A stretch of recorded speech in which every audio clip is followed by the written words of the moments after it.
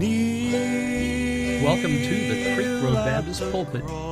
These weekly podcasts feature expository messages delivered to edify the soul. Now let's join Pastor Dave as he presents this week's message. Several years ago, I did a series at Advent time on the great men mentioned in the genealogy of Christ. Last year, I did a message during Advent time on the most infamous character in the genealogy of Christ, which was Manasseh. This year, I thought I would take a look at the strong women in the family of Christ that are listed here in this genealogy and what they can teach us. So I turned to Matthew chapter 1 to look at his record of Christ's genealogy, and you'll notice the women right there in the first several verses: Tamar, Rahab, Ruth, and the wife of Uriah, all mentioned there within just a few verses of one another. And of course then Mary, we'll talk about her as well.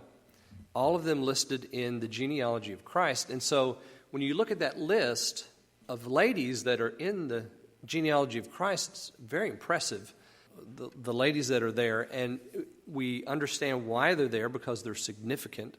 Their faith was significant. So what can they teach us? So today I'm going to begin a series of messages that will take us into the heart of Advent. We'll go today all the way through, I think, the second week of December, and then the third week of December, we'll look at Luke's presentation of the Christmas story, and then the fourth Sunday of December, we'll look at, of course, that'll be Christmas Day, we'll read Matthew's account of the Christmas story, the birth of Christ. So that's kind of maps out where we're going in the next 4 to 6 weeks with the messages. We begin today with Tamar. The title of the message is Tamar, a righteous woman in an apathetic family. Now, just as it's funny that I have to give this, but I just think I should give you a content warning. This is one of the darkest stories in the book of Genesis. Now, there are dark stories in Genesis, make no mistake about it, but this happens to be right up there in the top 2 or 3 of bad, dark tales in the book of Genesis. And this woman comes out of such a setting into the genealogy of Christ. What in the world happened in this story, and what makes her so unique and so wonderful that she ends up being one of the moms that bore the line of Messiah? It's a wonderful lady. We're going to talk about Tamar, a righteous woman in an apathetic family. So if you're right there in Matthew chapter 1, let's just go ahead and read beginning in verse 1 of chapter 1 in the book of Matthew. The book of the generation of Jesus Christ, the son of David, the son of Abraham. Abraham begat Isaac, and Isaac begat Jacob, and Jacob begat Judas and his brethren, and Judas begat Pharez, and Zerah of Tamar, and Pharez begat Esrom, and Esrom begat Aram. So we have Tamar, and she is the first in our list here in Matthew chapter 1. Abraham, Isaac, Jacob, Judas, and Judas begat Pharez and Zerah of a lady named Tamar. So if we're going to find out something about this lady Tamar, we're going to have to go back to her story, which is all the way back in Genesis chapter 38. So as I told you, put your thumb there. You go back to Genesis chapter 38. And I think we'll just begin our reading in verse 1. Yeah, let's just begin in verse 1 of Genesis chapter 38. Genesis 38 is a unique chapter because it's inserted right sort of at the very beginning of the Joseph story. Joseph is carted off to Egypt in 37. We have the Judah and Tamar story in 38, and then we have Joseph again in 39. Joseph, we find him now in Egypt, and he goes on to Potiphar's house. So it's sort of an interesting how it plays out, because we have this story, and it feels out of place in the whole narrative scheme of the book of Genesis, or at least the Joseph story. And so let's just begin reading here in verse 1. And it came to pass at that time that Judah went down from his brethren and turned into a certain Adulamite, whose name was Hira. And Judah saw there a daughter of a certain Canaanite, whose name was Shua. And he took her and went in unto her. And she conceived and bare a son, and he called his name Er. And she conceived again and bare a son, and he called his name Onan. And she yet again conceived and bare a son, and called his name Shelah. And he was at Chezib, when she bare him. And Judah took a wife for Er his firstborn, whose name was Tamar. Okay, let's stop our reading right there. So we begin with Judah going down. Notice that it says he goes down from his brethren. This is not good language. This right away from the very first verse, we find that Judah is leaving family, which is not good because he's leaving the confines of home. He's leaving the patriotism or the patriarchal setting of his dad's house. He's going off on his own, and he goes down. That's always a bad verb when it comes to somebody going away. If they go down, you know, when Jonah went down to the seacoast, he was going away from God, and so Judah goes down. But it's not a good going down. This is a parting from the ways of family, and perhaps what happened in verse 37 just shocked Judah so badly that his brothers would want to kill his Joseph. You know, perhaps Judah was like, I'm done with you guys. I'm going to figure it out on my own.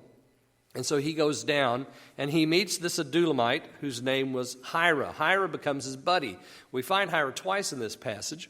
So he becomes friends with this fellow. And while he's there with Hira, he sees a young lady who's the daughter of a Canaanite, and he takes her to wife. Her daddy's name is Shua. We don't know what her name was. But Shua's dad's name, and he's a Canaanite, so he doesn't even marry within the family. We know that that's been very important all the way along. You know, Abraham had married his sister, stepsister, and he had sent his son off to marry, and he married well. And then they sent their son off to marry, and he married well, except he married two ladies, did Jacob. And now we have Judah, one of the 12 boys, and he's gone off, but he's gone down.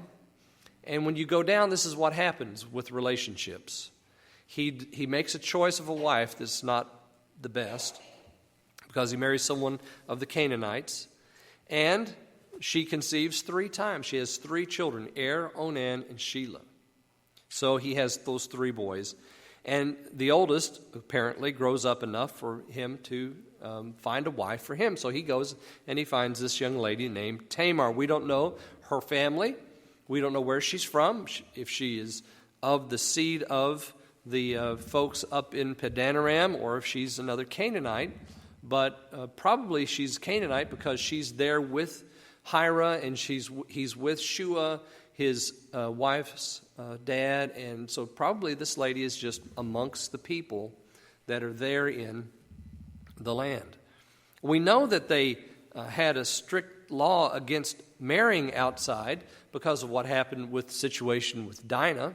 And we know that there's this emphasis on marrying within the family because of Abraham's choice and because of Isaac's choice. And so, you know, it's very important that this happen. Marriage is always, in the ancient world, kept within families so that the family line can be strengthened and continue. Well, Judah doesn't go that way. He's gone the American route, very independent. And he's gone down. And he's chosen a friend that's not of the faith. And he's chosen a wife that's not of the faith. And now he's chosen for his son Er, someone that's also not of the faith, maybe, this lady named Tamar. She must have been very beautiful, and I'm sure that she was a great wife, but she didn't marry well, and this arranged marriage that happened didn't work out so well. And you'll notice her 2 marriages. First of all was to Er. And Er, Judah's firstborn, was wicked, you'll notice there in verse 7, in the sight of the Lord, and the Lord slew him. So we have Er, who becomes Tamar's husband.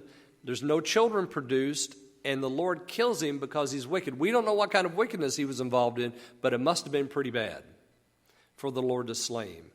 So here we have this boy who is very bad. He's not a good man.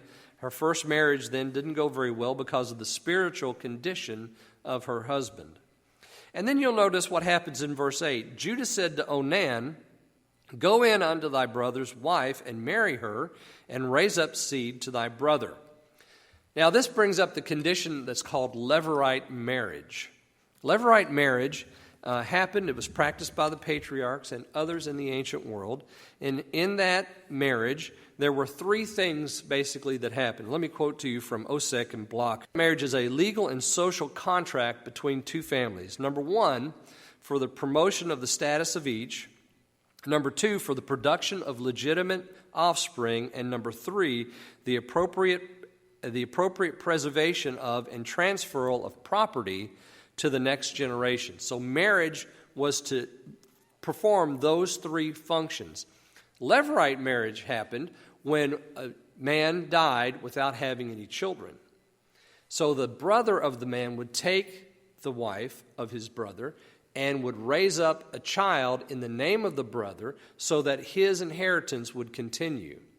It was practiced by the patriarchs, but we also have it codified in the ordinance of Sinai. So if you have your Bible, I want you to just turn over real quick to Deuteronomy chapter 25. You're right there in Genesis. Deuteronomy is the fifth book in your Bible. So you just turn over to Deuteronomy chapter 25, and you'll see there's a little description there beginning in verse 5. If brethren dwell together, and one of them die, and have no child, the wife of the dead shall not marry without unto a stranger. Her husband's brother shall go in unto her, and take her to him to wife, and perform the duty of an husband's brother unto her. Notice that, the duty of. So it's already established in the ancient world that this is the way you do things, so that the brother who's dead can have an inheritance. Verse 6, and it shall be that the firstborn which she beareth shall succeed in the name of his brother which is dead, that his name be not put out of Israel. So there's the reason. And if the man like not to take his brother's wife, let his brother's wife go to the gate unto the elders, and say, my husband's brother refuseth to raise up unto his brother a name in Israel. He will not perform the duty of my husband's brother. Notice again the word duty of here. So this idea of marrying so that children could be born to the family or in the name of the husband that has died is well established. It's a duty. It's not something that's optional. This is a duty that's in Israel. Now, we have it, as I say, it's codified in the ordinances that the Lord gave to Israel in Deuteronomy 25, but it's already being practiced and now is in place even in the time of Judah and Tamar. So Tamar is given to Er. Er is a bad man. He's wicked, and the Lord slays him.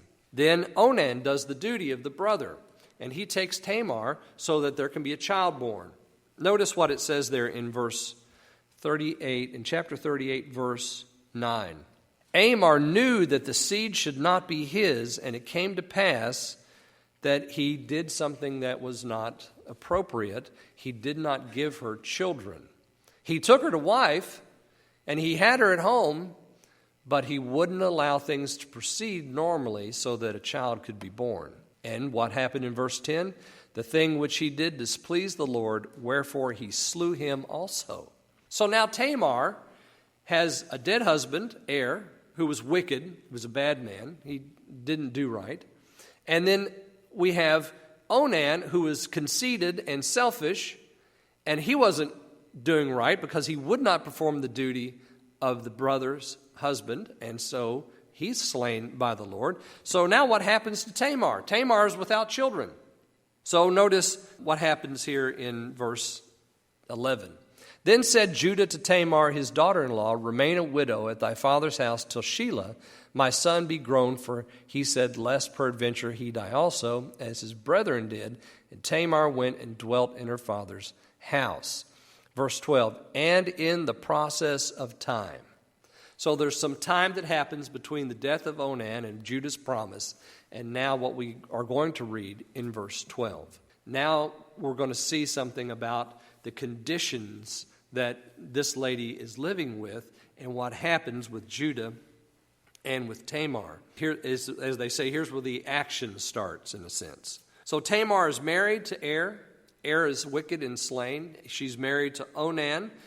He's also wicked, corrupt, and self-conceited, and he's slain. And now Judah promises the youngest son, the third son, Shelah, but he's too young to marry. So